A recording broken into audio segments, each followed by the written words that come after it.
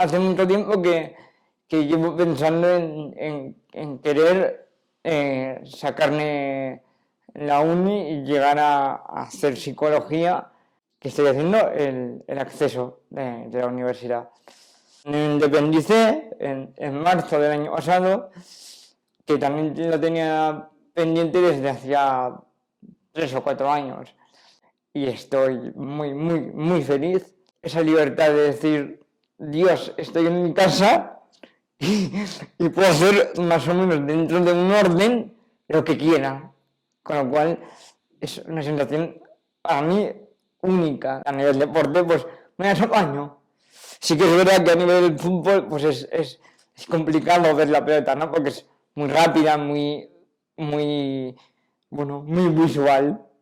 Pero bueno, si te funciona el resto de sentidos y principalmente el oído, yo principalmente sobre todo me guío mucho por el oído a nivel fútbol o a nivel básquet.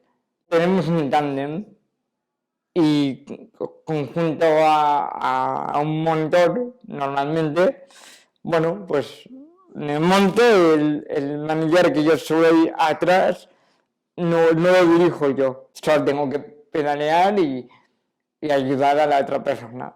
Eso es un juego de confianza, de decir, venga, pues, y con penetración, sobre todo con penetración. Creo que sinceramente no hay nada imposible. Solo has de proponértelo. Ayuda mucho a tener apoyo. Pero si no lo tienes, pero si tienes la fuerza de voluntad para hacerlo, adelante. Eres tú quien decide si puedes o no puedes. Ostras, voy a conseguir eso que llevo años pensando y queriendo hacer.